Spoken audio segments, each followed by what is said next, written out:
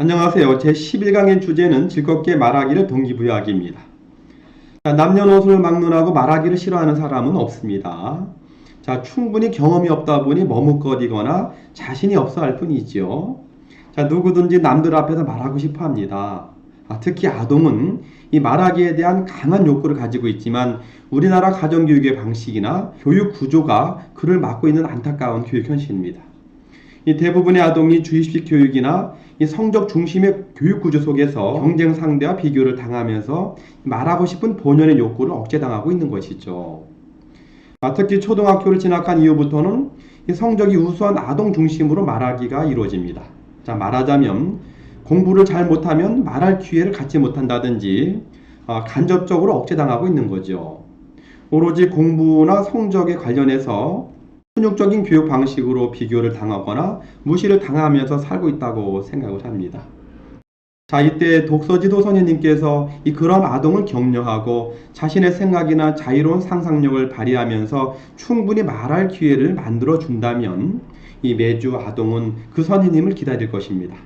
책을 읽은 여부를 점검하고 지주고 부담을 주는 선생님이 아니라 책이나 책 속의 내용을 통해서 호기심과 흥미를 가지고 다양하게 말할 기회를 아동에게 제공하려는 배려심 있고 멋있고 재미있는 독서지도 전문가가 되길 바랍니다.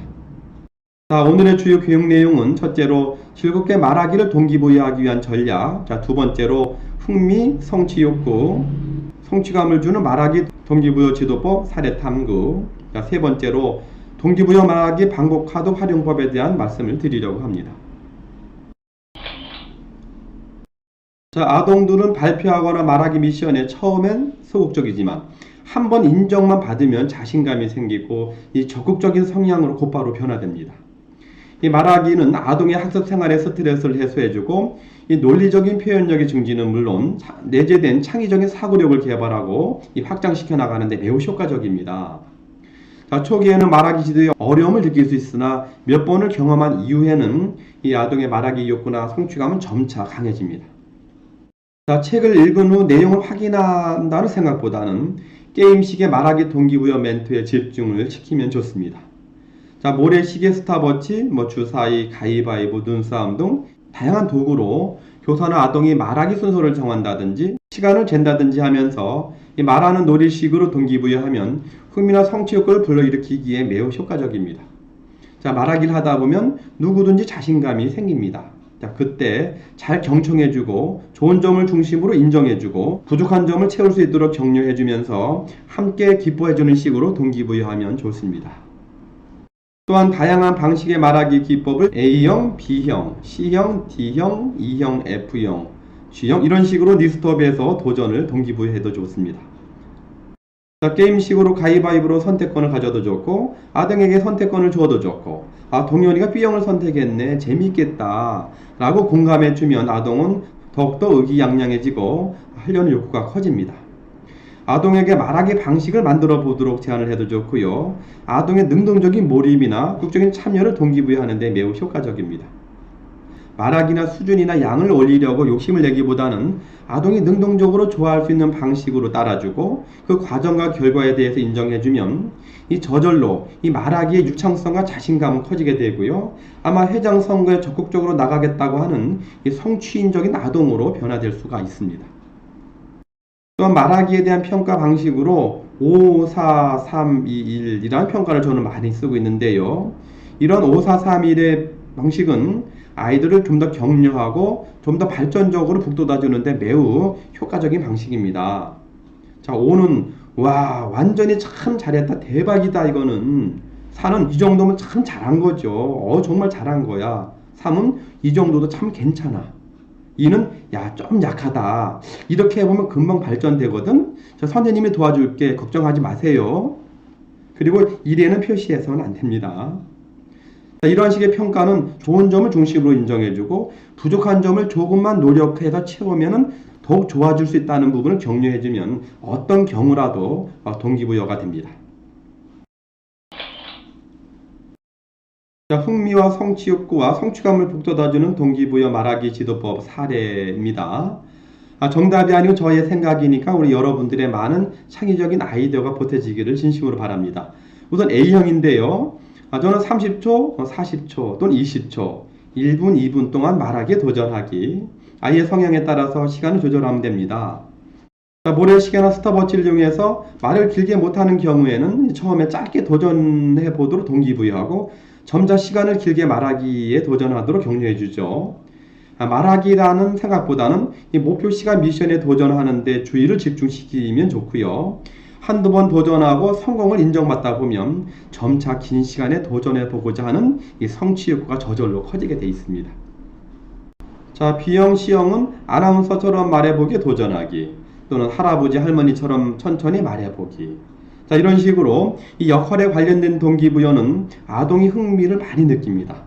자, 누군가를 모방해 말해보는 식으로 말하기를 동기부여하면 아동은 적극적으로 도전해보려고 하는 심리가 있어요. 자, 동현이는 누구처럼 말해보기에 도전할까? 선생님은 할머니처럼 말하기에 도전해볼래. 선생님은 동현이가 어디에 도전할지 궁금하네 라고 말하면 아동은 말을 잘하고 못하고를 떠나서 게임식에 또는 놀이식에 말하기에 주의를 집중하게 될 것이고, 또 아동은 그러한 말하기 활동을 잘하기 위해서라도 책 읽기나 쓰기에 더욱 집중할 수가 있습니다. 또는 나의 담임 선생님처럼 멋지게 말하기에 도전해보기, 또는 말투나 표정을 누구누구처럼 말하기에 도전하기, 또는 또박또박 정확한 발음으로 천천히 말하기에 도전하기. 여러 가지 방식이 될 수 있습니다. 책 읽은 다음에 선생님은 내가 좋아하는 방탄소년 누구처럼 말해볼래? 라고 하면 우리 아동은 말도 안 되는 소리라고 하죠. 어떻든 아이들은 재밌어 합니다. 그럼 동현이는 누구처럼 말해볼 건데? 라고 하면 아이들은 책 읽기나 또 말하기라고 하는 목표보다는 이 말하기 게임식 미션을 성공적으로 도전하기 위해서 아이들은 좀 더 몰입 독서를 하게 되고 적극적인 말하기에 자세를 취할 것입니다. 이렇듯 아동은 한두 번 해보면 금세 적용하게 되고요. 이 주일의 교육이 매우 기다려지는 이 가장 중요한 시간이 될 수가 있습니다. 또한 말이 빠르거나 발음이 느려서 부정확하게 말하는 아동이 있다면 이런 또박또박 말하기에 도전하는 것은 대단히 효과적입니다.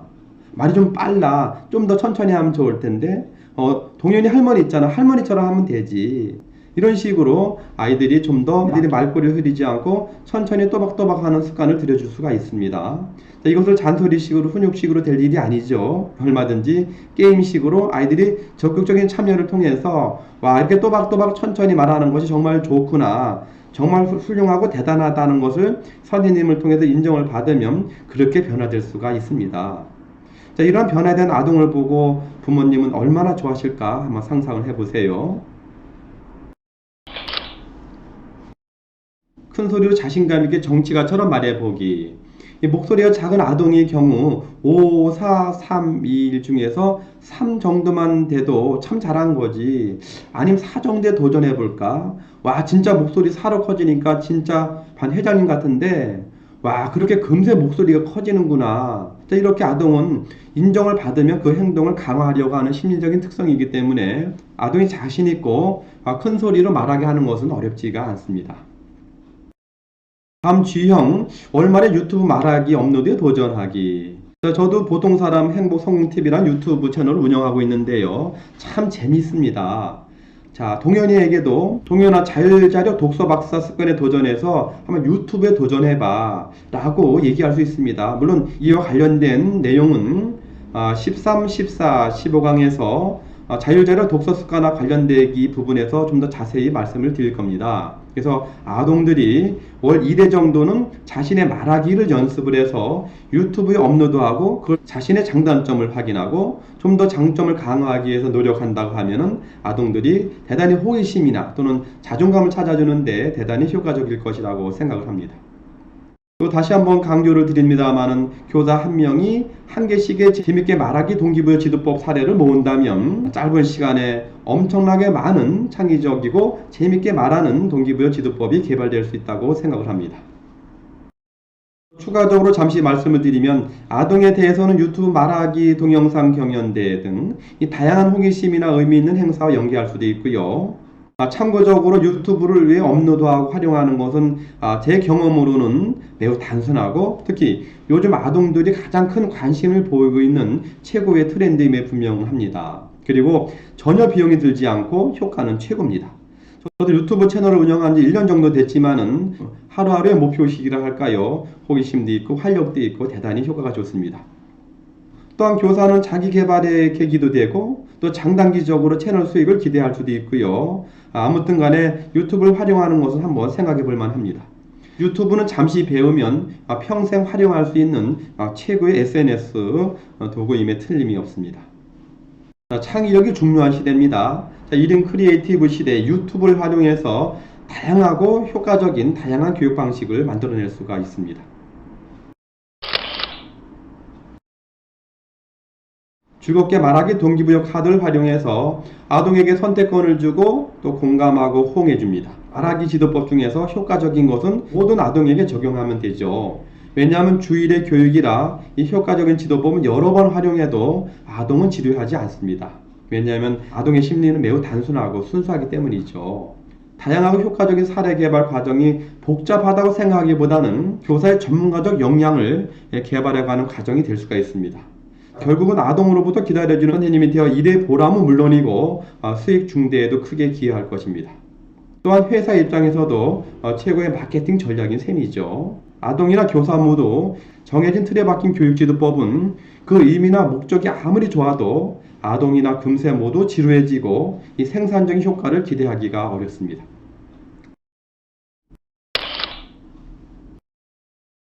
제가 생각하기에는 즐겁게 말하기의 독후 활동은 최고의 홍보 마케팅이 될 수가 있습니다.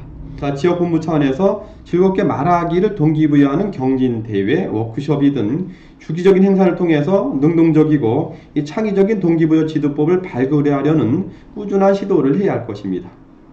반복적인 얘기입니다만은 이론적이고 탁상 공론식의 어떤 교육보다는 이런 이벤트식의 교육 행사는 남녀노소를 막론하고 다들 좋아합니다. 다시 한번 정리해서 강조를 드리면 이 말하기에 자신감이 생긴 아동은 반 회장의 의기양양에 도전하려고 할지도 모를 일입니다. 읽고 질문하고 쓰고 작품집 만들고 또 읽고 질문하고 쓰고 말하고 유튜브 올리고 이런 등의 연계적인 활동을 기획해 본다면 이 아동은 멋진 독서 활동 프로젝트에 도전하면서 좋은 경험이 될 것이고 최고의 마케팅이 될 수도 있습니다. 창의력이 중요한 시대에 1인 크리에이티브 유튜브를 활용하는 부분은 대단히 창의적인 생각이라고 생각합니다. 왜냐하면 유튜브는 전혀 비용이 들지 않고 남녀노소 선호도 1위인 최고의 SNS 플랫폼이기 때문이죠. 다음 시간에는 7강부터 11강까지 배운 독서 지도사 전문가가 되기 위해 꼭 필요한 즐거운 독서 활동을 위한 동기부여 지도법을 간단히 복습해보고 이 5가지를 꾸준히 실천하면서 습관화해 나가는데 가장 효과적인 방법이라는 주제로 제12강에서 뵙도록 하겠습니다. 여러분 고맙습니다.